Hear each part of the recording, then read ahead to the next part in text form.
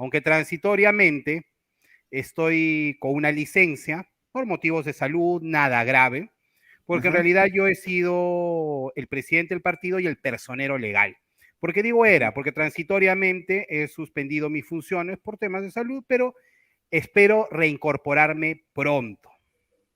ujú. Comprendo. ¿Y qué profesión tiene usted, señor Luis Felipe? Porque me imagino, ¿no? Que ahorita, digamos, ahorita en la política nacional, las profesiones a veces están un poquito, bueno, siempre es bueno tener una profesión, ¿no? Para también ver cómo es la cosmovisión política, ¿no? Porque a veces las profesiones dicen mucho en esto de la política. ¿Usted qué profesión tiene? Bueno, yo soy abogado, egresado Ujú, de la Universidad de Lima, ya hace 16, 17 años. Tengo bastante trayectoria y ejercicio práctico en mi carrera. Bueno, ujú. cuento también con una maestría en Derecho Empresarial por la misma casa de estudios porque me incliné hacia la asesoría empresarial. Aunque no lo crean, mis pininos los hice en la administración pública, en la SUNAT.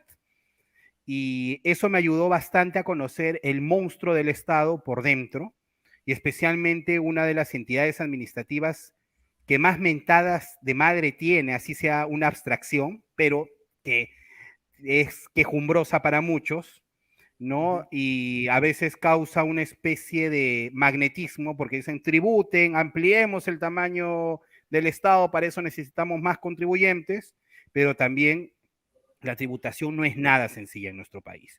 Y en cuanto al profesionalismo en la política, realmente sí, se requiere más que profesionalismo, conocimiento. Conocimiento en política, en sociología, en psicología, en antropología, en economía, porque valgan verdades, en los parlamentos de todos estos últimos años, de todos estos lustros, con todas estas disoluciones que hemos visto como la de Vizcarra y ese parlamento de prácticamente de un periodo muy reducido, hemos encontrado todo tipo de congresistas que han tenido hasta doctorados. Es más, el mismo Pedro Castillo, que no ha sido congresista, también contaba hasta con una tesis media dudosa de maestría con temas de género, ¿no? Pero eso no quiere decir que requieras necesariamente una profesión, porque hemos visto también a personas deslumbrantes que no han requerido ninguna profesión. Ejemplo, un Marco Aurelio de Negri era una persona que tenía un vasto conocimiento cultural, era un erudito y nunca tuvo un cartón. Lo mismo, pese a que es muy controvertido, Beto Ortiz nunca culminó la carrera ni de Derecho ni de Comunicaciones. Jaime Bailey lo votaron por el curso de lógica en estudios generales, letras de la católica, y así puedo dar muchos ejemplos.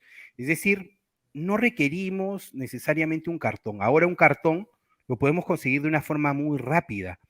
Miren nada más, tenemos a un César Acuña, que no puede definir ni siquiera qué es la ingeniería química y esa es su profesión. O sea, de repente tiene un problema severo al momento de explicar los temas, ¿no? De repente las definiciones y conceptos, pero a lo que quiero llegar, si uno se va a meter en política es porque debe estar altamente preparado y debe conocer el Perú en todas sus magnitudes sociológicas y antropológicas. Bueno, en parte sí tiene razón, ¿no? Lamentablemente en el Perú como que lamentablemente se está dejando de lado la importancia de una profesión y el no ligarlo de alguna manera a la vida política, ¿no? O al tinte político. Yo pienso que eso sí ha sido quizás uno de los errores más garrafales, por así decirlo, de los políticos de antaño que hemos tenido, pero eso no ha dejado de lado que tengan otros talentos, ¿no? Por ejemplo, usted menciona a Jaime Bailey. Jaime Bailey para mí, intelectualmente también está un poquito a la altura de Negri, solo que De Negri era, pues, era sexol, también tenía estudios, no sé, también tenía, no, no estudios, pero si no era un autodidacta, por así decirlo. Incluso acuñó el término de cajonística a los que tocan al cajón peruano, quiso denominarlo, ¿no? El término cajonística. Jaime Bailey, pues, fue un gran periodista, es un gran entrevistador. Y eso sí, lamentablemente los políticos en el Perú no han hecho gala de su profesión, pero yo pienso que eso hay que irlo cambiando, ¿no? De ahora en adelante, ya yo pienso, ¿no? Las profesiones tienen que ir a la par, tienen que estar ligados a la vida política y más que eso, tienen que estar ligados a la posición política que uno va a emplear, ¿no? Porque muchos hablamos derecha, eres liberal, quieres abrir el mercado, o muchos hablamos de izquierda, justicia social, defender los derechos humanos, etcétera, etcétera. Pero yo pienso que sí, de ahora en adelante, yo pienso que si van a haber nuevos cuadros, nuevas formaciones políticas, van a salir nuevos exponentes políticos, yo pienso que tienen que cambiar eso y yo pienso que deberían hacer justicia a su profesión. Pero de todas maneras está bien lo que usted dice. ¿Y en qué posición se define usted hablando ahora de posiciones políticas, más o menos? Para mí ya actualmente no encuentro esa bilateralidad de izquierda, derecha o centro. Ojo, es una posición que tengo, ¿ah? Yo sé que muchos pueden discrepar, pero para mí el mundo ya se está definiendo entre conservadores y progresistas, ¿no? Igual que personas que son liberales, antiliberales. Yo me considero una persona liberal y conservador en sí, ¿no? Yo te lo manifiesto desde esa perspectiva. Ojo, tampoco me considero un libertario, ¿ya? Pero sí me considero un amante y obviamente defensor de la libertad en sí. Para mí la libertad es esa capacidad para actuar de acuerdo a lo que pensamos, sentimos y necesitamos. Y la libertad es una sola, pero hay que entenderla en una bidimensionalidad. La libertad política y la libertad económica, ¿no? Lo que sucede es que se ha satanizado bastante la libertad económica. Y la libertad política es la que, por ejemplo, en este momento tiene como banderita de batalla el progresismo, pero por otro lado no creen en la libertad económica, pero la libertad es una sola. Y los seres humanos somos seres libres. Es más, un gran autor apreciado en las aulas de derecho eh, y muy y de gran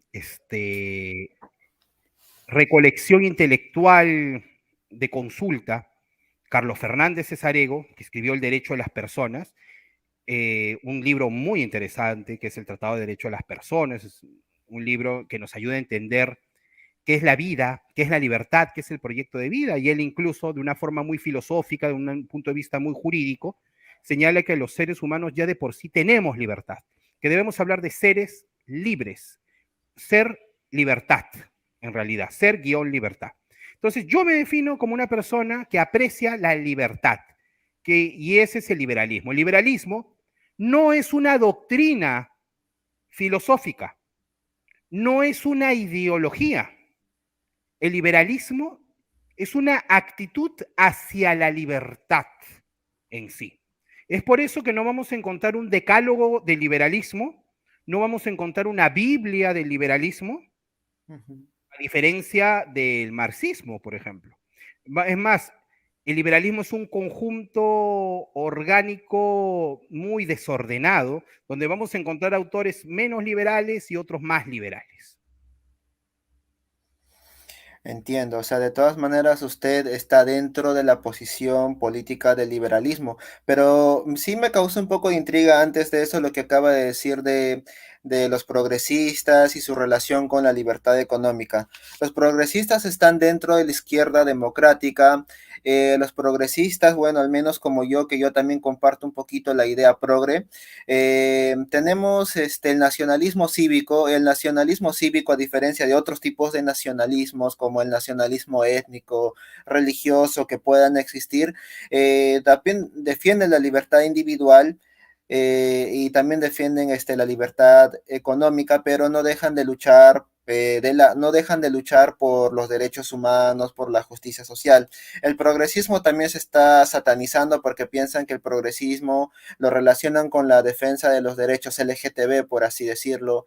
Pero yo pienso que el progresismo básicamente es eso, más que todo. Está dentro de la izquierda democrática como yo, que estoy dentro de la izquierda democrática, pero también defendemos la libertad económica. Yo pienso que ahora las posiciones y posturas políticas se están, como decirlo, está habiendo una mistura de todo, ya no es como antes que había, pues, que era que tú eras ultraderecha o tú eras de extrema izquierda, por así decirlo. Yo pienso que ahora están cogiendo una mistura de ambas partes para llegar a algo en sí. Pienso que en estos tiempos las ideas políticas también han ido cambiando, ya no deben ser tan radicales como lo solía hacer antes. ¿Usted qué piensa al respecto, más o menos?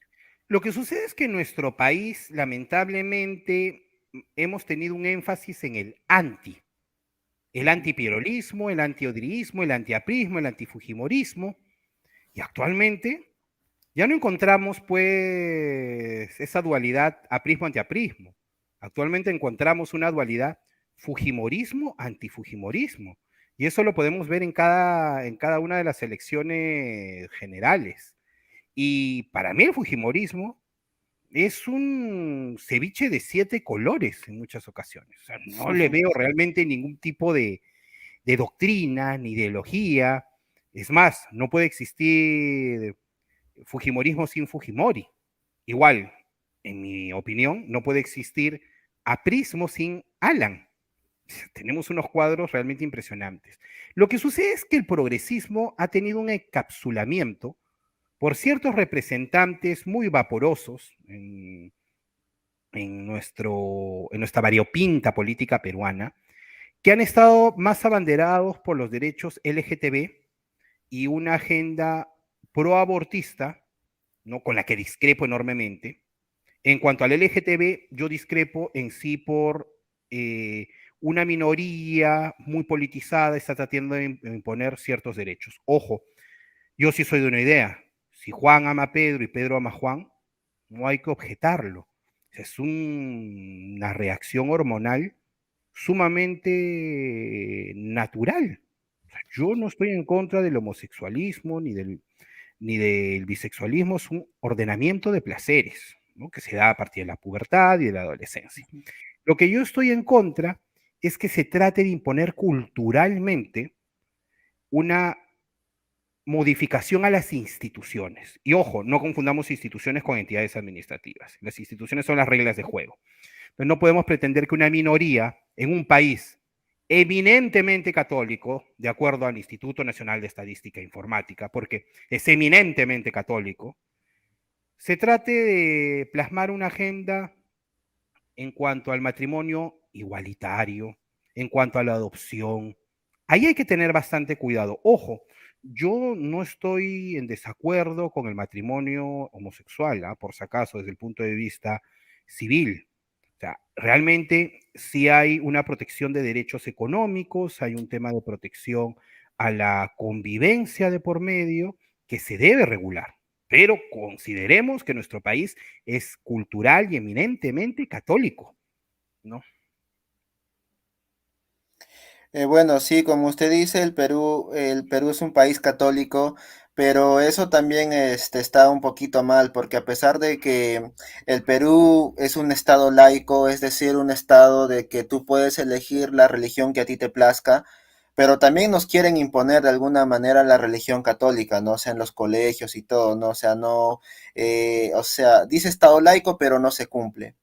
Y con respecto, bueno, eso más que todo, ¿no? O sea, eso creo que es un atentado ante la libertad individual, porque no te permite elegir y también te quieren imponer que tú sí o sí tienes que ser católico, cristiano, tienes que creer en Jesucristo, tienes que creer en la Biblia, tienes que creer en Dios, y no te dan cabida que tú puedas elegir la religión que a ti te plazca, ¿no? Si tú quieres ser budista, si tú quieres ser musulmán, o sea, no te da pie. no te da pie. Y eso, ¿no? También porque están, pues, la Iglesia Católica también con la derecha, con el Opus Dei, con los cardenales y todo, no están ahí también tratando de intervenir en eso. No sé qué piensan eso al respecto. Y yo te comento algo, lo que sucede es que la Iglesia Católica tuvo en un determinado momento histórico el poder temporal y el poder espiritual. ¿No? Es por eso que en la época de Dante hubo un conflicto muy fuerte, ¿no? En la época de Dante Alighieri, ¿no?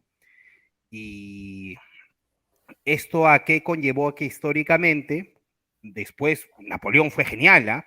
Porque fue el que suscribió el concordato de la Santa Sede, esta separación entre el poder político y el poder espiritual de la Iglesia Católica. En Inglaterra también tuvimos ese tipo de líos, ¿no? Cuando teníamos los tribunales eclesiásticos y los tribunales monárquicos, habían hasta sentencias por el mismo caso, de ahí sale un precepto en latín, no bis in idem, ¿no? No puedes procesar ni sancionar dos veces a la persona por el mismo hecho.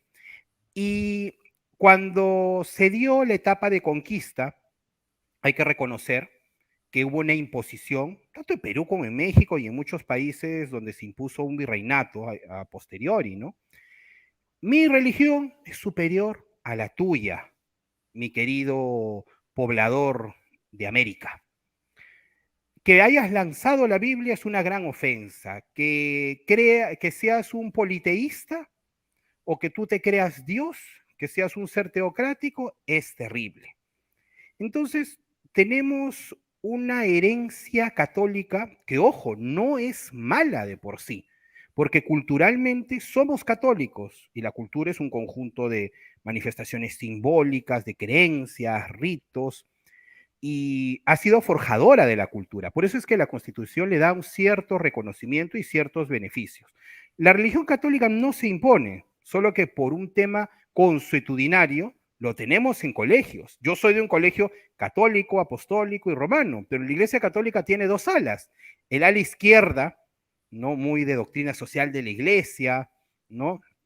Y tenemos también un ala derecha, como la del Opus Dei, que se podría decir que es el grupo pituco de la High Life de la Iglesia Católica. Los grandes educadores por algo tienen universidades y colegios, ¿no? Y tenemos ciertos consagrados, e incluso en la política, pero no nos imponen. ¿Ah? Yo, por ejemplo, me considero agnóstico, ¿no? Y es más, en una muy buena época de mi vida, yo he estado acudiendo y profundizando y estudiando en el budismo ortodoxo de la Soka Gakkai, una asociación que aprecio y quiero mucho.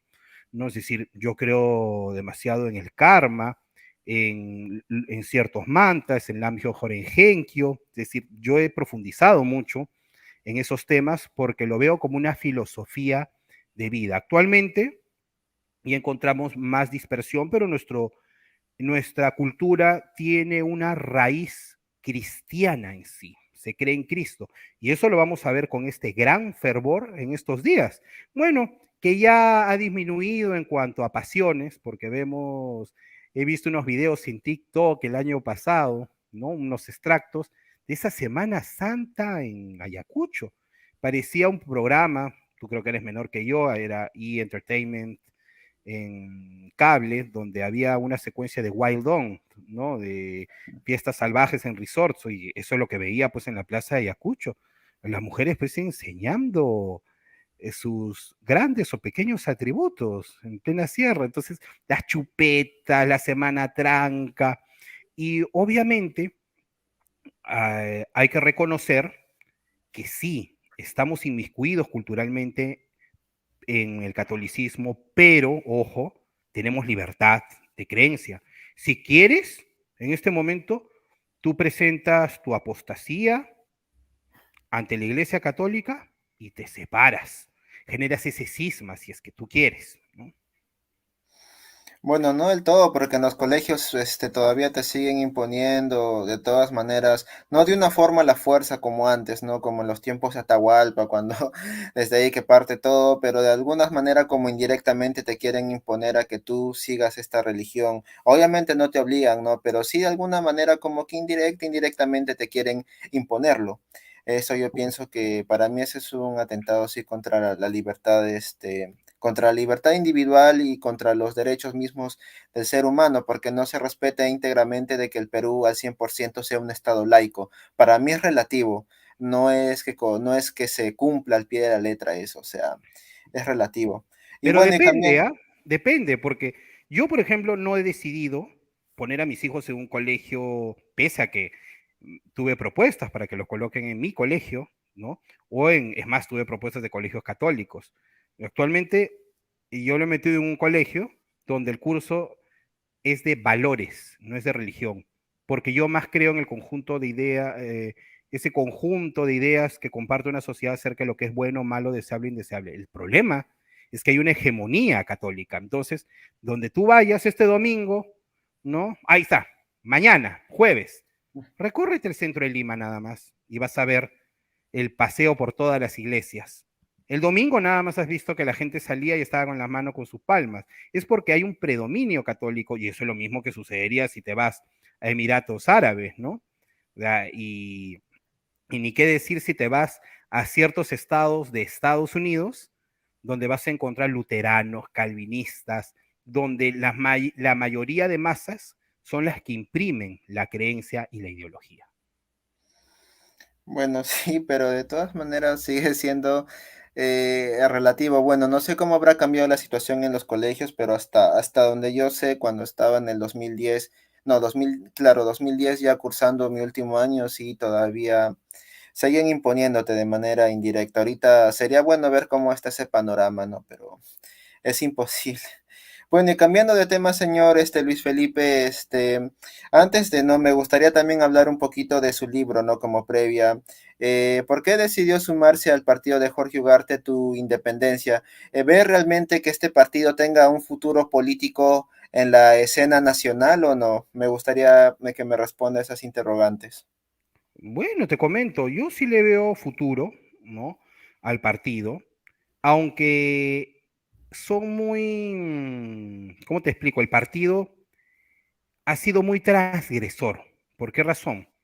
Porque pese a que han habido ofrecimientos de aportes por parte de los empresarios, no se han querido, ¿no? Y no por Jorge Ugarte, es una cúpula que se tiene. Yo he formado parte de esa cúpula, que es el CEN, y simplemente no se aceptan las dádivas de empresarios. ¿Por qué razón? Porque eso implica que favor con favor se pague. Pero hay que reconocer una realidad. Un partido político necesita inyección, inyección financiera, ya que se requieren diversos comités bases, una gran cantidad de logística para recaudar firmas y poder ser inscrito. Y una vez que se inscriba, hay otro camino que es el de la campaña política. Y eso también requiere bastante flujo económico. Y ese flujo económico o lo dan los aportes empresariales, lo dan ciertos benefactores, o dinero sucio, como hemos visto en diversas campañas. Entonces, yo le veo futuro al partido.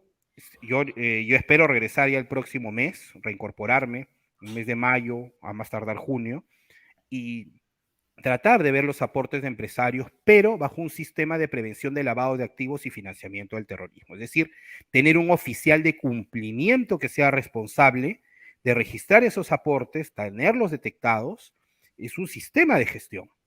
Ahora, ¿por qué decidí sumarme al partido Tu Independencia? Porque yo siempre he abrazado las ideas del liberalismo económico. Y este partido realmente sí lo he visto liberal. La última vez que logré ver un partido relativamente liberal fue el de Libertad de Mario Vargas Llosa, pero tuvo una fusión con el PPC y Acción Popular, generaron el Fredemo, hicieron un clásico, que es esa mezcla de mazamorra con arroz con leche, y, no, y una vez que ingresaron a la escena parlamentaria se disiparon, Vargas Llosa perdió, ¿no? Entonces no encontré después un canal de liberalismo, salvo la implementación liberal o relativamente liberal del, del 90 al 91 y posteriormente el 91 en adelante, es decir, me refiero a Hurtado Miller y a Carlos Boloña. Después, la mesa se sirvió y nadie ha querido cambiar el modelo económico porque hemos visto realmente la gran verdad. El dato mata al relato, ¿no? Y la gran verdad es que esto nos ha conllevado a estabilidad económica. Claro, o sea, aparte, ¿no? Del primer partido liberal que surgió a inicios del siglo XX con Luis Alberto, alguien de apellido Durán, si mal no recuerdo, ¿no? Claro, luego vino, como usted dice, Vargas Llosa con la fusión con la Pachamancada que hicieron con el Fredemo, con todos ellos, ¿no? Que no ha tenido mucha prosperidad, que digamos. Ahorita no están surgiendo otros partidos, ¿no? Como Devolución, este partido Tu Independencia, pero el verlo en la escena política así, para mí, tiene que estar inscrito en el Jurado Nacional de Elecciones, ¿no? ¿Está en ese proceso el partido o ya está Es, inscrito? está ¿O en ese cómo? proceso, está en ese proceso. Es más, yo he sido el que he sacado el certificado de denominación, ¿no? Del mismo partido, yo soy el personero legal. No sé cuál será el estatus, estoy conversando un poco menos con la gente del partido, o sea, no estoy conversando acerca del partido, estamos conversando ya de temas cotidianos, he preferido no tocar temas del partido por un tema de relajo y desestrés. No, no quiero decir que me estrese el partido, pero quiero disminuirle cierta carga psicológica a mi vida, pero está en proceso de inscripción, han estado recabando un montón de firmas, se han sumado muchos jóvenes y estos jóvenes, sobre todo, están instruyéndose. Es más, yo estoy instruyéndolos en la Academia Pedro Beltrán porque uno de los requisitos para ser líder en el partido es que se forjen académicamente. Por ejemplo, yo enseño lo que es análisis económico del derecho, cultura política, expresión oral y corporal, ¿no? Bioética. Entonces, bajo esa estructura, ¿no? Yo prácticamente forjo a muchos de estos chicos. Y lo mismo, y ojo, también personas mayores, ¿ah? Y lo mismo Jorge, ¿no? Con los temas que él domina enormemente. Y también Kurnedin, ¿no? Y así, se han sumado mucha gente que realmente nutre intelectualmente, no adoctrina, porque yo siempre soy abierto, quiero posiciones contradictorias. Si están en contra de lo que yo he señalado, bienvenida sea esa contradicción, porque empezaremos a discutir y si yo tengo algún tipo de falencia, pues me rectificaré, pero siempre quiero el sustento argumentativo. Claro, porque yo veo que también puede surgir de poquitos el término, así como a la izquierda, ¿no? Le han vapuleado, ¿no? Por este pasado que ha tenido acerca de esos grupos terroristas, como lo fue Sendero, el MRTA, el término adoctrinamiento, ¿no? Uno cuando escucha ya en el Perú el término adoctrinamiento, ya se le viene a la mente como un pensamiento automático, pues la idea, ¿no? De que se está sumando un partido así subversivo que adoctrine, ¿no? O sea, que inculca o imparte ideas o creencias. ¿No cree usted que también podría haber un adoctrinamiento de derecha, por así decirlo, o no? ¿O también no encajaría en ese término adoctrinamiento? No porque, como te manifesté, en el liberalismo vas a tener posiciones menos liberales como muy liberales. Por ejemplo, a los chicos yo cuando enseño, por ejemplo, globalización y liberalismo, claramente yo les hablo del liberalismo matricial, es decir, la primera etapa del liberalismo con David Hume, con David Ricardo, con Adam Smith, y de ahí les hablo del liberalismo contemporáneo en la escuela austriaca, la escuela de Chicago, el análisis económico del derecho, también les enseño el objetivismo de Ryan y después ya entro al, este, al anarcocapitalismo junto al minarquismo. Entonces, ya los muchachos pueden optar por qué opción pueden tomar, como también les explico el keynesianismo, que no es socialismo, como muchos confunden, porque el keynesianismo trató de coadyuvar al capitalismo en realidad. John Maynard Keynes no ha sido un autor que profesaba el socialismo, sino el intervencionismo para poder activar la economía.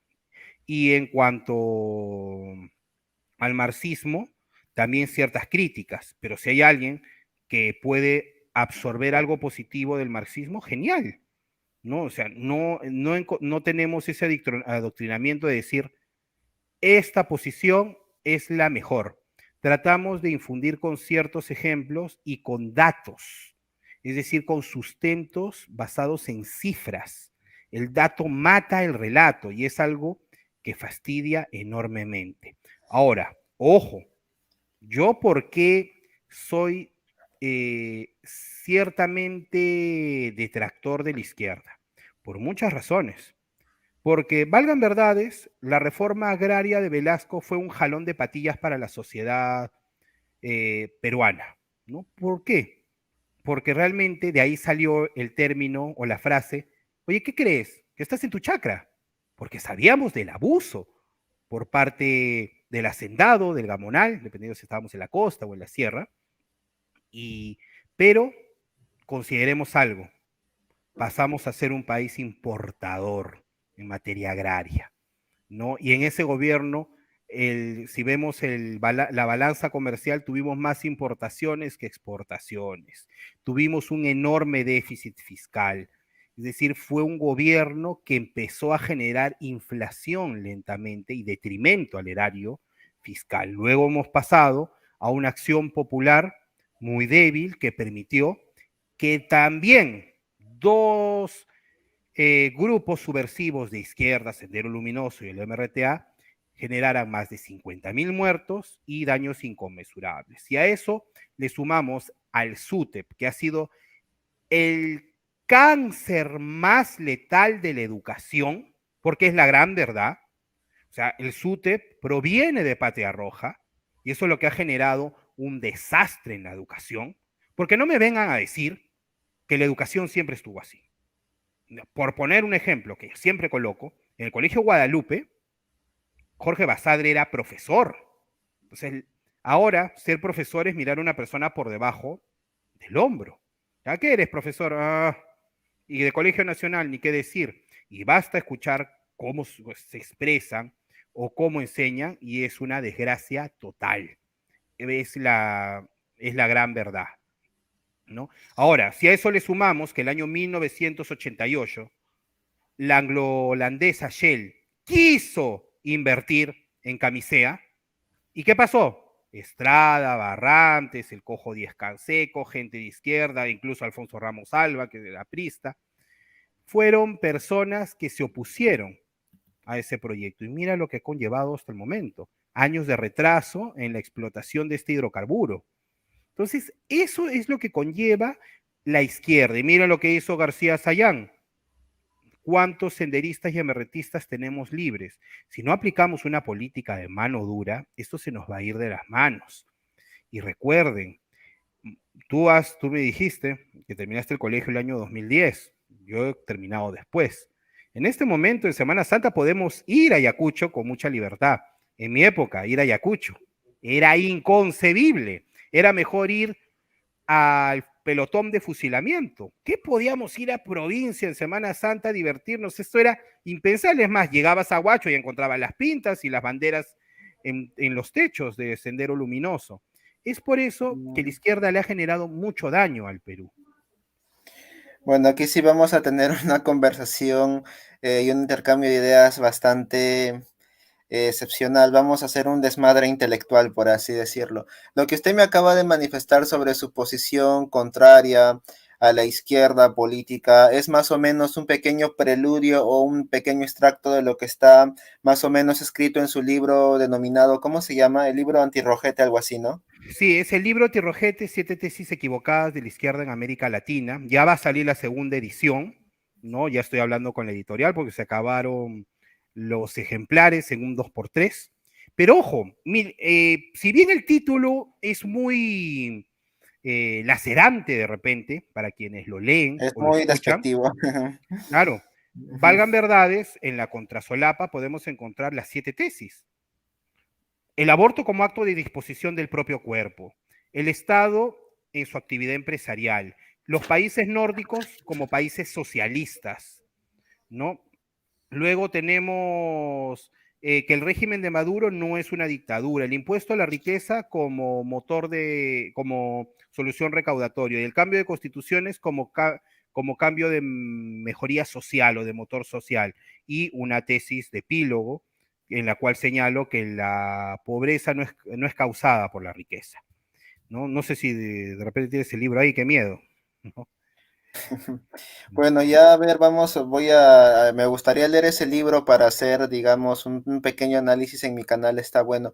Bueno, yo pienso que para mí está tomando una actitud prejuiciosa contra la izquierda, al menos en el Perú, porque yo veo que su pensamiento automático de ustedes, que al toque lo está relacionando con el terrorismo, que la izquierda le ha hecho mucho daño al Perú. Pero la izquierda no solamente se está relacionando, no es relacionado, no solamente hay que relacionarla con grupos subversivos, sino porque la izquierda es mucho más que eso. Ahorita le voy a citar más adelante un autor interesante sobre un tema de la izquierda, pero yo pienso que está tomando una actitud un poquito prejuiciosa al relacionarlo con eso y que le ha hecho mucho daño al Perú. No sé qué opina usted. No, porque no es un prejuicio, más bien estamos basados en hechos concretos. En primer lugar, Velasco jamás le he atribuido ninguna actuación terrorista, pero hay que reconocer que en ese momento empezó a joderse el Perú. Dos, el aprismo. El aprismo, valgan verdades, es un país que pertenecía al Internacional Socialista, que es este conjunto de partidos de izquierda democrática, y miren lo que generó del 85 al 90. Un desastre y desmadre económico sin precedentes. Una hiperinflación de 4 dígitos, que podía ser equiparable de la Guerra del Pacífico. ¿Fueron terroristas? No fueron terroristas. Solo he insertado a Sendero Luminoso y el MRTA, movimientos izquierdistas, que también contribuyeron al desastre del país, pero luego también hay que reconocer que el, la falta de inversión de la Shell fue destructiva. La SUTEP no le estoy asociando con el terrorismo, pero sí con Patria Roja, y veamos que ese sí ha sido un adoctrinamiento fuertísimo en la educación. Entonces, a lo mucho, yo solo he nombrado a Sendero Luminoso y el MRTA como grupos terroristas. Los demás han contribuido a un desastre al país sin precedentes. Y eso se ve con los datos estadísticos. O sea, como te digo, hiperinflación de 4 dígitos, daños inconmensurables, más de 60.000 muertos. O sea, ¿dónde estamos? ¿No? Eh, Bueno, quizás Velasco, como usted dice, ¿no? Con la reforma agraria y todo eso, ¿no?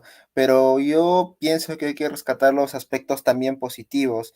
Velasco tenía una política de nacionalismo de izquierda, pero Velasco al menos, ¿no? Le hizo que el campesino digamos, se dignifique y se respete, porque le dio al campesino, le dio al campesino que sea dueño de su tierra. Quizás eso ha producido efectos colaterales, pero yo pienso que al menos de alguna manera está dignificando el orgullo y la honra del campesino, que antes no era así, no se veía como explotado, dependía de los jamonales y todo eso, ¿no? Pero al menos le dio respeto y dignificación al campesino, cosa que ningún otro presidente lo había hecho. Es por eso que también Velasco es muy amado y muy querido por cierto sector, así como también, digamos, por su lado, ¿no? También no es muy querido, que digamos, yo pienso que también hay que rescatar los aspectos positivos, no sé qué piensa usted. Lo que sucede es que con el velasquismo hay que reconocer algo. ¿Cómo ayudó a dignificar al campesinado? Mira cómo está el campesinado ahora. O sea, no puede ser posible que supuestamente haya habido una reforma agraria que al final no fue prácticamente una reversión de propiedad, porque teníamos a un monitor del gobierno verificando siempre la explotación de esas tierras. ¿Cómo podemos hablar de una reforma agraria sin tecnificación? Y hay que ver cómo están los campesinos actualmente y esa supuesta segunda reforma agraria de Castillo. Oye, toros con yugos, arados, o sea, ¿dónde se ha visto eso? Lamentablemente, al campesino debieron haberlo educado, debieron haberlo instruido en materia financiera, contable, y esa es una de las labores del Partido de tu Independencia. ¿Por qué razón? Porque una de nuestras estrategias es tratar de contribuir educativamente con el campesino. Es decir, que sepa cómo apalancarse financieramente, sepa cómo formalizar su propiedad. ¿Eso qué va a conllevar? A que no esté dependiendo del transportista, del mayorista, del mercado de abastos de aquí. Y para eso se requiere tener conocimientos financieros, legales, tributarios, es más, de exportación y de importación.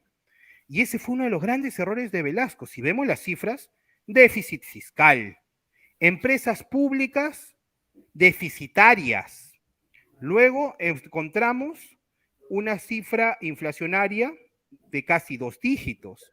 Hemos encontrado una balanza comercial con más importaciones que exportaciones pese a las restricciones, ¿no? Entonces, es muy querido porque el dato no mató al relato. Profesores del SUTEP lo empezaron a entronizar y a santificar. Es la gran verdad. Pero ¿cómo puede ser posible que hayamos vivido en una dictadura velasquista? Una dictadura en la cual expropió los medios de comunicación. O sea, ¿cómo podemos admirar una contravención a la libertad de expresión? ¿Cómo podemos apreciar un robo? Porque la expropiación es un robo, valgan verdades. Es más, se han dado bonos por la reforma agraria, bonos que han llegado a mi estudio, bonos que no se pueden cobrar. Sigue siendo un robo. Entonces, por eso es que Velasco tiende a ser querido, pero por un tema de haber despertado un aplauso contra ese resentimiento. Y ojo, reconozco que siempre hay bastante abuso clasicista, no racista, sino clasicista. Entonces, por eso es que te comenté la oración. ¿Qué crees? ¿Que estás en tu chakra? Eso se terminó, ¿no? Definitivamente. Fue una gran lección para contravenir el abuso, pero mira lo que nos costó. ¿Cómo puede ser posible que hayamos dejado de importar papas cuando éramos grandes exportadores de papas? Que hayamos dejado de exportar azúcar, ¿no? Ahora somos un país de importación de arroz, de papas y de azúcar. Oye, muchos creen que esas papas que nos sirven en las pollerías son papas nacionales. No, la mayoría de estas papas son importadas. ¿Por qué? Ahí está la gran reversión, ¿no? Entonces, a eso yo voy. Por eso es que yo soy muy drástico y no soy prejuicioso, porque me baso en datos que son objetivos. Es que algo que muchos liberales ignoran de Velasco es que el legado más que todo, la reforma agraria no ha podido prosperar por un personaje nefasto, más nefasto que, para mí, más nefasto que el propio Abimael, que el propio Polay Campos. Para mí, no ha prosperado su legado por este personaje, por Morales Bermúdez, porque Morales Bermúdez lo traicionó con el tacnazo y lo derrocó prácticamente de su cargo, y es por eso que quizás Velasco tuvo muchas ideas al aire como que la reforma agraria prospere, porque sí ha sido una buena iniciativa, pero yo también reconozco que no se ha aplicado del todo bien, pero ha dignificado al menos al campesinado, que es uno de los, digamos, es algo, es como lo diría aquí el profesor español, Ignacio Sánchez Cuenca, que ha escrito su libro La superioridad moral de la izquierda, y yo pienso que deberían interpretarlo muchos liberales, este libro que se llama La superioridad moral de la izquierda, porque gracias a esto ha cumplido un solo objetivo que muchos liberales ignoran, o sea, dignificar al campesinado está bien, pero ¿por qué no ha prosperado su legado? Por la misma traición de Morales Bermúdez, que en ese tiempo era su primer ministro, creo, que ha llegado a ser su primer ministro, pero pues Morales Bermúdez lo traicionó. Incluso el mismo Velasco quiso recuperar Arica y Tarapacá, se había armado de armas que compró la Unión Soviética, etcétera. Quiso tener esa iniciativa, pero por esa misma traición, también por parte de Henry Kissinger y más, que es todo un tema pues amplio, ¿no? Para hablarlo, no ha prosperado, y eso es algo que muchos liberales ignoran, se encierran en su burbuja, solo dicen, que como usted dice, que ha expropiado, la reforma agraria no ha servido, no la han podido dar educación al campesino, ¿no? Para que vean, pero muchos ignoran eso, que por esa misma traición, este mismo legado de Velasco, que es uno de los aspectos más positivos que rescato, aparte de la reforma agraria y la intención de querer recuperar Arica y Tarapacá, no se haya podido, o sea, no mencionan a Morales Bermúdez, porque Morales Bermúdez le derrocó y fue peor. El Perú no ha crecido en nada con Morales Bermúdez, también ha sido una dictadura, una dictadura que se prolongó hasta el año 1980. Es así, no sé qué opina usted al respecto. Lo que sucede es que hay que tener en consideración que cuando Morales Bermúdez derroca a Juan Velasco Alvarado, Morales Bermúdez eh, realmente no no tuvo ningún tipo de reparos en continuar con esa dictadura, y cuando se constituye esa asamblea constituyente, una de las condiciones fue mantener el modelo económico velasquista, el MEF. Ojo, ¿ah? Y ustedes saben pues que entre militares es muy similar a que dos soles no puedan brillar en el mismo cielo. Y hay que reconocer que la reforma agraria que generó que el agro creciera solo 0,4% en promedio de 1974 a 1980, hasta que se largó él, ¿no? Y eso, pues, ¿qué pasó a representar? Solo el 6% del PBI. Y no puede ser posible que inmediatamente estuviésemos obligados a importar papas de Holanda. Y hubo una gran fuga, así, inmediatamente de la reforma agraria, una fuga masiva de ingenieros agrónomos y técnicos, y ahí empezó a dispararse la migración campesina a Lima. Obviamente, crecieron las importaciones de azúcar, papas de Holanda, se evaporaron las exportaciones agrarias de azúcar, algodón, las provincias empezaron a empobrecer, se desplomó la ganadería y se empezó a generar esa minifundización, ¿no? Masiva, un 90% con menos de 10 hectáreas. La productividad es bajísima, porque ¿qué prefiero? O sea, esa porción de terreno no me es masiva para un empresario que quiere importar desde Perú. O sea, fue una bomba nuclear. Entonces, eso, para mí, la dignidad se destruyó. La dignidad se destruyó, pero como yo lo manifiesto, resucitar el agro costó más de 30 años. Fue un experimento fallido, muy romantizado. O sea, la reforma agraria no tenía razón de ser en la costa, porque había un régimen normal de jornales y la productividad era buena. En la sierra podríamos aceptarla por el feudalismo y la baja productividad, ¿no? Entonces, esa es la posición que yo tengo en cuanto a Velasco, y ojo, ha sido uno de los presidentes en los que más he profundizado junto a Morales Bermúdez. Morales Bermúdez también, ¿por qué dejó el gobierno? Porque como se incrementó el aparato estatal y empezaron las paralizaciones masivas, incluida la huelga de policías del 1977, 1978, él ya vio que era insostenible. O sea, la gran verdad es, ¿sabes qué? Dejo mi dictadura porque si no voy a terminar siendo masacrado.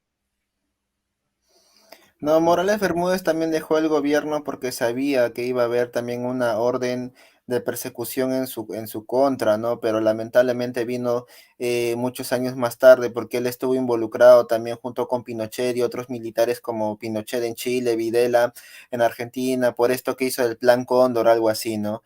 Esto que es por el Plan Cóndor y justo antes de que falleciera, porque creo que ya falleció ese traidor nauseabundo de Bermúdez, lo habían condenado incluso ya en Italia, ¿no? En Italia lo habían condenado, pero ya por su avanzada edad y muchas cosas, porque tenía más, casi 100 años, creo, ya no ha prosperado y por eso es que su condena quedó en el aire.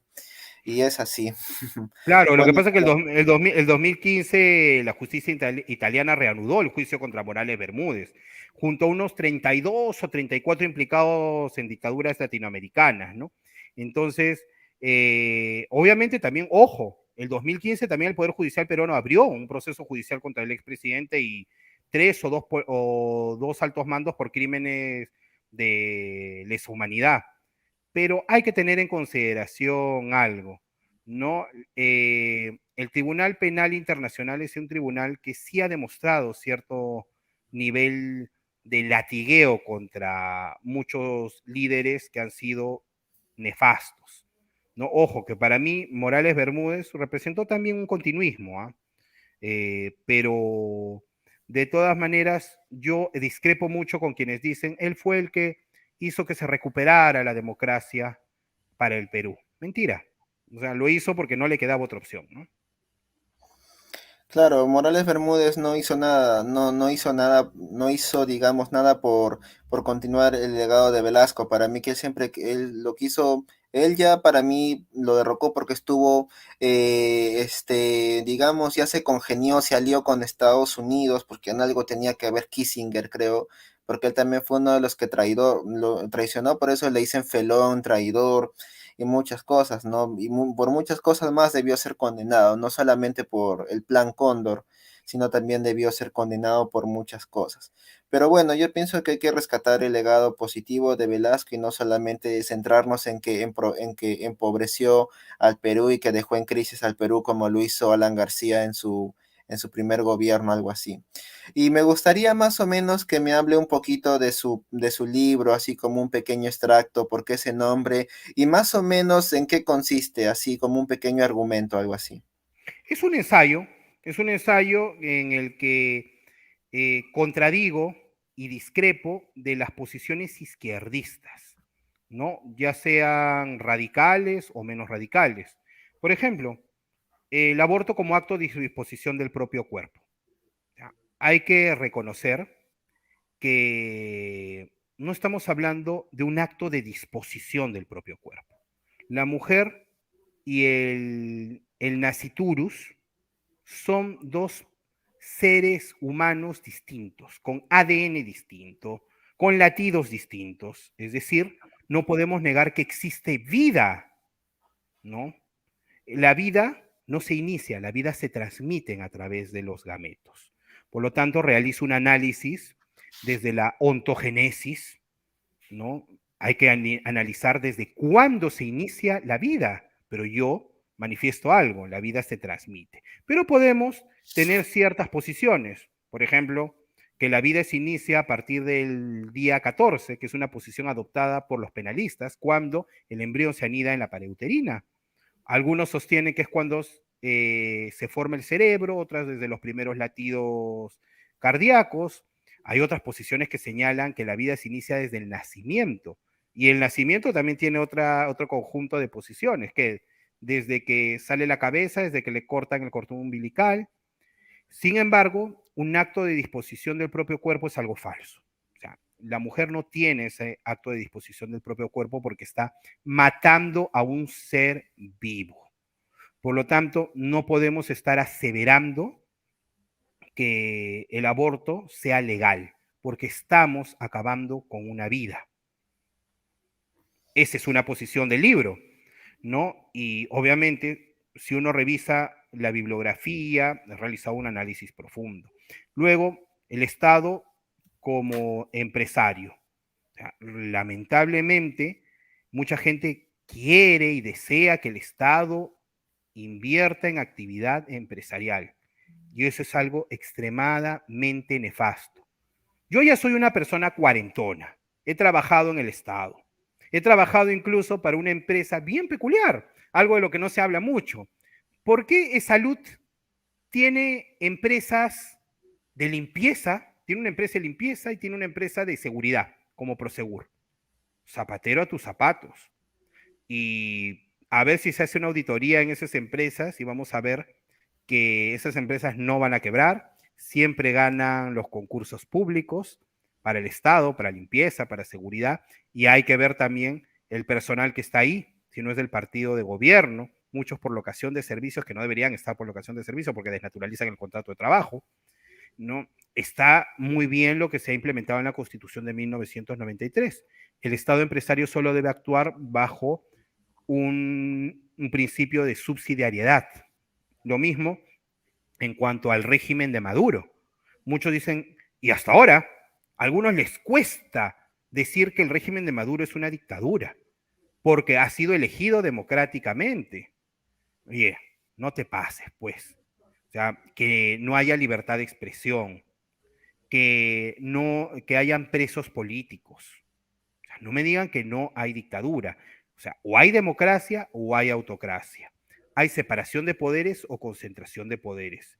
O sea, esa asamblea constituyente que generó realmente es un escarnio a la seriedad política. Luego, si es que tomamos el impuesto a la riqueza como solución recaudadora, estamos mal. Imagínate que tú estás junto a 20 alumnos de tu clase, te esmeras y te dan una medalla de oro y luego la profesora te dice, ya, ahora cortemos tu medalla de oro y hay que repartirla entre quienes no la tienen. Eso es totalmente negativo. Lo que genera es fuga de capitales. Porque al final, cuando el rico, el millonario empresario ve que hay una actividad confiscatoria, simplemente se retira del país y se acabó la historia. Así de simple. Existe una fuga de capitales. La responsabilidad social empresarial no debe ser impuesta, debe ser voluntaria en todo caso. Luego, si es que vemos el cambio de constituciones como mejora social, mira, Estados Unidos tiene una sola constitución, Nueva Zelanda no la tiene, Israel no la tiene, Inglaterra no la tiene. ¿Y eso a qué conllevado? ¿No? Imagínate lo que ha sucedido en muchos países subdesarrollados, la gran cantidad de constituciones. O sea, no me vengan a decir que se necesita un respiro o que esta constitución es espuria. Lo mismo en cuanto a este dicho, ¿no? La pobreza es causada por la riqueza. No, la pobreza y la ignorancia son incausadas. Los seres humanos nacemos pobres e ignorantes. No podemos darle explicación a eso, pero sí podemos darle explicación a la riqueza y al conocimiento. Entonces, en eso me baso en mi libro, el libro Antirrojete. Es un ensayo de posicionamiento metodológico donde discrepo, no es un dogma, no es un apotegma, simplemente es una posición que puede conllevar a contraposiciones y eso es lo rico y es lo enriquecedor en sí en cuanto al conocimiento académico y a la divulgación académica. Y más o menos, ¿qué es lo que usted más critica en su libro? O sea, ¿qué aspecto de la izquierda o qué aspecto de los rojos, de las personas que son, me imagino, ¿no? Que es una crítica a la extrema izquierda, porque si uno dice rojete rojo es porque es una persona que es extrema izquierda, o sea, bien es socialista o bien eres comunista. Y más o menos, ¿qué es el aspecto más negativo que critica en su libro? Eh, el Estado como empresario, que el Estado tenga actividad empresarial. Es lo más nefasto que puede haber. Es el gran ejemplo de competencia desleal y uno de los más grandes robos que se le puede generar al país. Y una aproximación a inundarnos de más pobreza. Yo pongo un caso, ¿no? Pero disculpe, criticar el ensanchamiento, el agrandamiento del Estado no es un resentimiento liberal, por así decirlo, porque eso que tiene que ver con con el libro antirrojete, más o menos, el ensanchamiento del Estado. Porque la posición que tiene muchos izquierdistas es que el Estado debería ser empresario, debería seguir siendo empresario. Pero basta ver nada más Sedapal, por poner un caso. Sedapal es una empresa pública. Creo que ese fue el peor error de Fujimori, no privatizar Sedapal. No puede ser posible que falten más de 1.000 millones de soles para invertir en agua potable en gente que lo necesita. Y esa inversión no puede salir del fisco. Esa inversión tiene que salir definitivamente del privado. Imagínate, Akbar es propietario, ¿no? En Aguas de Barcelona, es propietario en el país comunista por antonomasia, ¿no? Aguas de Barcelona. O sea, tiene el accionariado ahí en Cuba.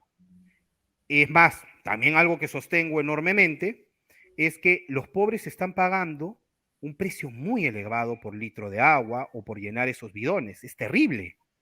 Y miren qué es más caro, depositarlos en condiciones insalubres, estar sometidos a unas cargas impresionantes en los cerros donde viven, porque yo he gozado eso. Yo no he nacido en cuna de oro como muchos piensan. Yo he nacido en barrio, por si acaso. Yo he estado viviendo en casas de la... Yo he vivido en una casa de la beneficencia. Yo he estado en barrio. Y todo lo que tengo es gracias a mis aptitudes académicas, a mi experiencia. Pero no puede ser posible que tengamos un convenio colectivo en Sedapal donde los puestos son heredables. Y cada vez que uno chequea Sedapal es la cuna de puestos gubernamentales. El favoritismo que se tiene ahí. O sea, es un robo total y realmente es un gran fracaso. Basta nada más ver la CPT y Entel Perú. Era una desgracia, nunca me voy a olvidar, 1987 mi padre pide que en paz descanse, pide un teléfono con línea telefónica, obviamente, y le llega el teléfono en 1990, sin línea. En 1993 recién le ponen la línea después de la privatización. No podías tener ningún teléfono público que sirviera, porque ojo, los teléfonos públicos que usaban RIN eran prácticamente como los teléfonos públicos que vemos ahora, inservibles. Porque ahora, obviamente, ya son obsoletos los teléfonos públicos. Entonces, a eso yo voy. Yo realmente satanizo la actividad empresarial del Estado. Es una gran competencia desleal. Imagínate, tienes una panadería, te has apalancado, has pedido un préstamo, llega la SUNAT, te quita dinero porque esa es la solución recaudatoria, te quita dinero y se va al frente donde la panadería es del Estado. Y la panadería tiene 20 empleados, tú tienes solo 4, porque tienes normas laborales complejas, donde tienes que pagar tributos que también son complejos, pero el Estado le va a brindar el dinero a ellos y de repente va a pagar de forma con un subsidio, ¿no? Y va a ofrecer esos productos subsidiados. ¿No es competencia desleal? Obviamente sí es competencia desleal. Cuando debería haber una mayor inversión en educación, en salud y en orden interno y externo.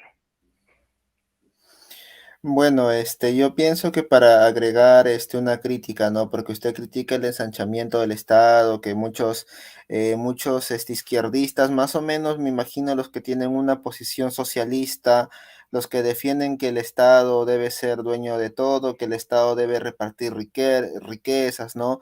El intervencionismo también creo que puede entrar ahí, pero yo pienso que debe ir más allá, porque si uno va a escribir un libro que critique a la izquierda, yo pienso que debe ir más allá y más allá, más allá que solamente pues defender, o sea, criticar que el Estado es nocivo, que el Estado es nocivo, ¿no? O sea, es nocivo para la economía porque mientras más hay Estado, no es lo adecuado, ¿no? Pero yo pienso que hay que hacer hincapié en muchas cosas. Por ejemplo, yo le invito a leer La superioridad moral de la izquierda, como lo dije antes, ¿no? De Ignacio Sánchez Cuenca, que es un profesor, es un docente español. Ahí en ese libro plasma muchas de las interrogantes que tienen los liberales o de derecha hacia la izquierda. Por ejemplo, ¿por qué hay gente que defiende el reparto de riqueza aún? ¿Por qué hay gente que defiende el intervencionismo? ¿Por qué hay gente que aún defiende a la izquierda? Y es que básicamente dentro de la izquierda está la salvación para la humanidad, pero lamentablemente, desde que nació la izquierda con Carlos Marx, con Engels, en su manifiesto comunista, en el capital, en el trabajo asalariado y el capital, yo pienso que la humanidad, así como también lo define Nietzsche en su libro La ciencia jovial, la humanidad no ha aplicado bien estos preceptos de la izquierda, porque la izquierda por algo dice la superioridad moral, porque hay algo que no tiene la derecha ni los liberales, la superioridad moral, porque la izquierda en sí, la verdadera izquierda, no la izquierda que nos han hecho creer, pues los que nos quieren vender este cebo de culebra, defiende la justicia social, la igualdad social y es la voz para los que no tienen voz ni voto. Esa es la verdadera superioridad moral de la izquierda. Eso es algo que no tiene la derecha, porque la derecha es muy individualista.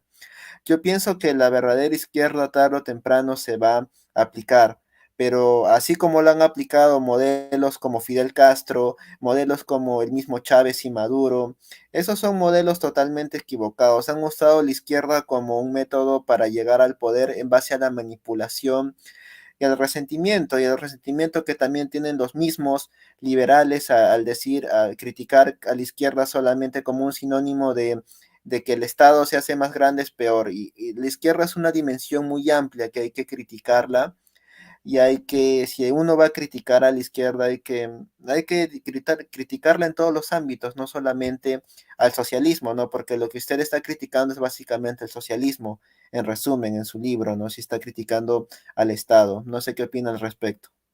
Yo te comento, en primer lugar, si es que vamos a hacer una crítica moral, la crítica moral no se puede dar a sistemas, ¿no? Porque no podemos hablar ni de la superioridad moral del socialismo ni del capitalismo. La moral es atribuible a las personas. Dos, hay que reconocer algo. El ser humano es concreto. En este momento, si la entrevista fuese en vivo y en directo, nos daríamos la mano, ¿no? Hasta te diría, vamos a tomarnos una chela y chocaríamos los vasos. ¿Por qué? Porque el individuo es concreto. La sociedad no es concreta. La sociedad es una abstracción. Entonces, lamentablemente, se han creado estos conceptos de justicia social, propiedad social, en base a una abstracción, que es lo social. ¿Y qué? ¿Vamos a hablar de inteligencia social también? ¿Amor social también? El individuo es lo primero. El individuo es el centro. Sin el individuo no podemos tener un motor, ¿no? Y el individualismo es sumamente importante. ¿Y por qué critico enormemente la actividad empresarial que tanto preconiza la izquierda para el Estado? Porque les sirve como fuente de ingresos. Válgase verdades. ¿Qué es lo que hace actualmente un progresista? O trabaja para una entidad estatal o contrata con el Estado, ¿no? Es más, saludo a mis amigos de la Católica, ahí en el Ministerio de Cultura, a mi gran amigo, no voy a decir su nombre, ¿no? Y sabemos cómo ellos viven del Estado. En este caso es una entidad pública, pero si hablamos de empresas públicas, ahí estamos viendo algo muy nefasto. Entonces, como te digo, eh, si vamos a hablar de errores de la izquierda, podemos hablar de muchos. ¿Por qué razón? Porque hay un ciclo. Cuando la aplicación socialista en sí falla, lo único que se dice es que el modelo fue mal aplicado. Una revolución rusa, ¿no? Como la de 1917 y las imposiciones leninistas y luego las estalinistas, modelos mal aplicados. El maoísmo, ni qué decir, luego entra un Deng Xiaoping con su frase, no importa si el gato es blanco o negro, lo importante es que case ratones, porque ya no quedaba otra. El modelo fue mal aplicado. Ahora, en Cuba, valgan verdades, ¿de qué sirvió el modelo? Si los pobres cubanos no pueden gozar de un resort tan paradisiaco, ¿no? Que se puede vivir allá. En Venezuela, el éxodo masivo, nunca antes visto. Es impresionante. En los 80, ¿quién no quería irse a vivir a Venezuela igual que en los 90? Y miren lo que hizo el socialismo del siglo XXI. Pero hasta ahora dicen que el modelo fue mal aplicado y que Maduro ha sido el que ha generado una profundización en dicha crisis. Argentina con el kirchnerismo, ni qué decir, esa hiperinflación revienta, el movimiento al socialismo de Evo Morales, mira la crisis que ha generado, no hay reservas internacionales, hay carestía de dólares y, y obviamente siempre vamos a decir lo mismo, el modelo fue mal aplicado. Lo que sucede es que si es que vamos a analizar al socialismo sin como una especie de dogma que no cree en el mercado, estamos mal. Porque ¿qué es el mercado? Es un mecanismo abstracto que pone en contacto a compradores y vendedores.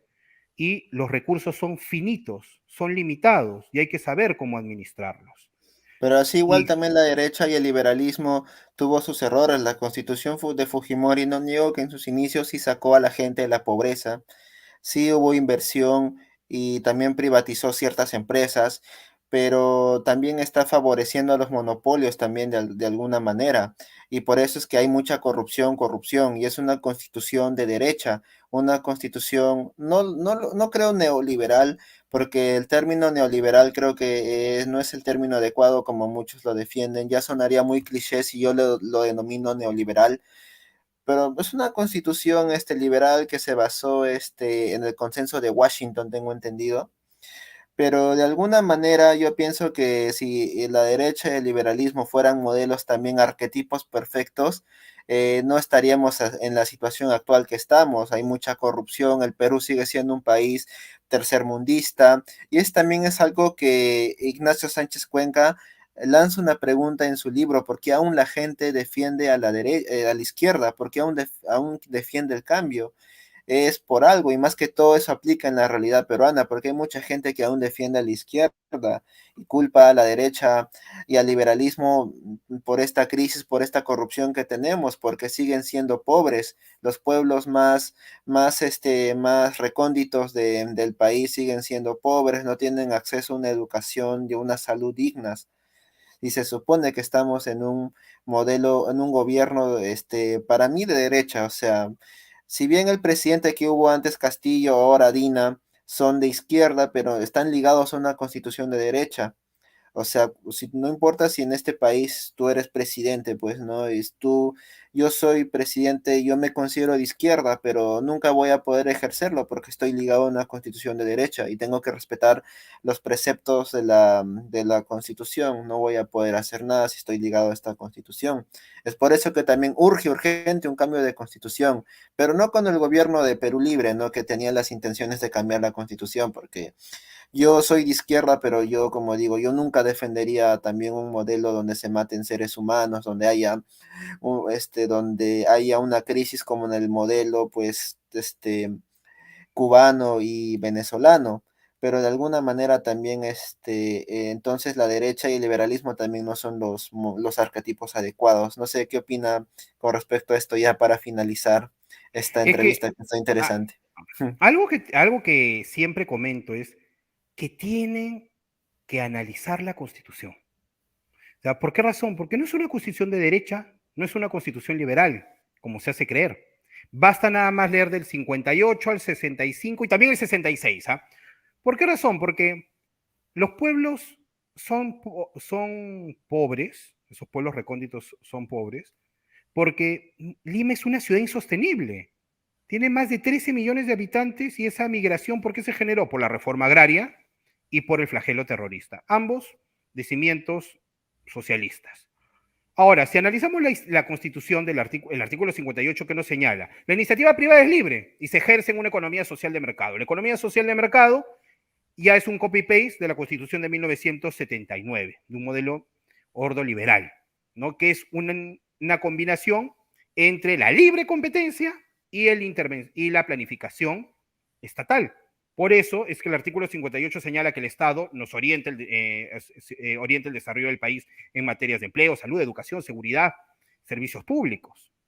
Ahora, si tú analizas la Constitución, el artículo 59, el Estado estimula la creación de riqueza, la libertad de trabajo y que no contravenga la salud, la seguridad y obviamente también contribuye a que no haya sectores en desigualdad. Por otro lado, el tema de los monopolios. O sea, Aníbal Torres, y fue mi catedrático en la universidad, Aníbal, porque es la gran verdad, o sea, ¿cómo puede ser posible que haya señalado, haya presentado un proyecto para prohibir los monopolios? En primer lugar, el artículo 61 es clarísimo, porque el Estado facilita y vigila la libre competencia y combate toda práctica que la domine. No se pueden prohibir los monopolios ni los oligopolios. No se puede, porque los monopolios y los oligopolios son situaciones, así como el tráfico. Se pueden prohibir las infracciones provenientes de prácticas abusivas, que es otro tema. Lo que sucede aquí es que existen leyes, no es la Constitución, leyes mercantilistas. Mira nada más que leyes mercantilistas, porque eso no es un tema de Constitución. Ejemplo, ¿cómo puede haber un duopolio tan abusivo entre Perú Rail e Inca Rail para desplazarte a Machu Picchu? Y el monopolio estatal, porque es de la municipalidad de Machu Picchu, de Concetur, que te cobran lo que se les da la gana, ¿no? Ahora, ¿Cómo puede, ojo, monopolios prácticamente no existen? Tenemos más que todo monopolios naturales. Tenemos empresas que tienen una cuota grande en el mercado, pero no son monopolios. Otro tema, ¿no? Muy interesante, el artículo 65 que le da una protección a los consumidores, pero el 66, que es algo en lo que debemos tener bastante énfasis y es algo que he promovido también en el Partido Tu Independencia. Si tú encuentras oro o petróleo, cualquier recurso natural, renovable o no renovable, debajo de tu propiedad, imagínate que es una comunidad campesina, ese recurso natural no es de la comunidad campesina, es del Estado. Si la propiedad de los recursos del subsuelo perteneciesen a las comunidades campesinas, ya tendríamos un mejor derecho de propiedad. ¿Y eso a qué conllevaría? A que ellos puedan negociar con mineras y suscribir contratos de colaboración empresarial o contratos de asociación o contratos asociativos, es decir, joint ventures, y poder llegar a desarrollar sus comunidades e incluso tener mejores oportunidades. Eso es a lo que vamos a ir. La Constitución del 93 realmente no tiene varias, por ejemplo, yo favorezco a que se modifique el artículo 66, por ejemplo, pero se pueden dar reformas constitucionales. El gran problema son las leyes mercantilistas. ¿Por qué cada 25.000 habitantes, por cada 25.000 habitantes debemos tener un notario? Si te das cuenta, el notario la notaría son muestras del mercantilismo que se vive en el país. Porque tenemos una ley de notariado nefasta, ¿no? Tú vas a una notaría y te cobran lo que se les da la gana y te venden una falsa seguridad jurídica, es la gran verdad. Esta seguridad jurídica, ¿de dónde proviene? Para copias legalizadas. Cuando se trató de sacar se trató no, sacaron la ley de garantía mobiliaria y la ley para la sociedad anónima cerrada simplificada, donde te eximías del paso del notario y te ibas de frente a registros públicos, casi se muere el colegio de notarios, casi se mueren las notarías por ese mercantilismo que tenemos en la banca, en los seguros, y es porque necesitamos abrir más el mercado. Es uno de los grandes problemas que tenemos en este momento. No se abre el mercado. Por ejemplo, yo he trabajado muchos años en el sector casinos y tragamonedas, que es de entretenimiento. Muchos dirán, la casa del pecado, el vicio. Es uno de los negocios más sobreregulados en el país. En este momento, varios empresarios me han dicho, quiero abrir un casino, quiero abrir un tragamoneda. Bueno, tienes que abrir un hotel 4 o 5 estrellas en Lima, o en provincia un hotel 3, 4, 5 estrellas, o un restaurante 5 tenedores turísticos. Y acá está la recatafila de requisitos. ¿Lo quieres abrir o no? Se me quedan lelos. Yo pensé que era algo fácil. A partir del 2008 es así. Antes del 2008 tuvieron un beneficio. Y te das cuenta que si se liberalizara más el mercado, habrían más puestos de trabajo, empleos directos, indirectos, una cadena de proveedores. El gran problema de nuestro país es ese mercantilismo, los mercas. Por eso es que yo invito a que traten de insertarse en el partido Tu Independencia, pese a que no soy un vocero oficial en este momento, y que logren aprender mucho, porque el socialismo y el liberalismo prácticamente quieren llegar al mismo fin, pero por diferentes medios. Y sí nos interesa el progreso del ser humano.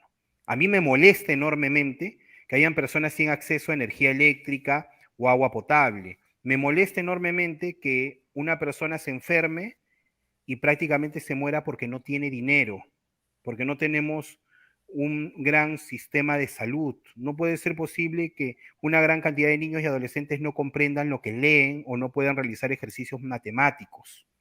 Es terrible. Y no puede ser posible que no puedan adaptarse a lenguas extranjeras y poder tener una oportunidad en el extranjero y luego regresar al país si es que quieren y aportar. Entonces, ese es el mensaje que yo brindo. Es un mensaje alentador, es un mensaje de cambio, y es un mensaje en el que sobre todo queremos luchar contra la corrupción, porque nuestro país en sí lo malo no es la corrupción, sino la institucionalidad de la corrupción, porque ya se manejan con reglas. Claro, claro, en parte sí tiene razón. Bueno, también me hubiera gustado hablar también del artículo 30 sobre el acceso al trabajo, que tiene que haber un acceso de trabajo equitativo para todos, que un trabajo idóneo, que accedan a un buen trabajo para que ayuden a su familia, eso también no se cumple, ¿no? El artículo del trabajo. Pero en sí, como hemos visto, ha sido, digamos, una conversación muy amena, la verdad. Bueno, creo que ya me hubiera gustado conversar más con usted, pero a ver, va a entrar Daniel, un compañero también quizás a conversar con usted. De todas maneras, lo invito a mi canal, Paradigmas Nuevos, también para continuar con la entrevista. No sé si le gustaría coordinar en otra ocasión. Claro, no hay problema. Gustoso. Muy bien, señor Luis Felipe, también voy a comprarme su libro, a ver, pero espero que haya considerado nomás la parte de la superioridad moral. Me gustaría que lo lea, la verdad, de Ignacio Sánchez Cuenca, superioridad moral de la izquierda. Es un libro interesante, que también no deja de lado ese aspecto, ¿no? Que le he comentado antes. De todas maneras, la izquierda es un aspecto muy amplio para criticar y para desmenuzar, al igual que la derecha y el liberalismo también. Pero yo pienso así como palabras finales, hay que ver de todas maneras cuál es el arquetipo económico y social idóneo para el país. Si bien puede ser la izquierda o la derecha, de todas maneras hay que ver aún cuál es el arquetipo idóneo, especial para el arquetipo idóneo para el país. Bueno, un gusto haber conversado con usted y espero verlo en otra ocasión. Que le deseo muchos Igualmente. éxitos y de todas maneras, de repente con una cervecita, seguir conversando. De todas maneras, me gustaría conversar con usted personalmente también. Espero que se dé. Gracias. Igualmente, ¿ah? Me queda algo pendiente ahí. Mucho gusto. Gracias. Cuídese. Gracias. Chao.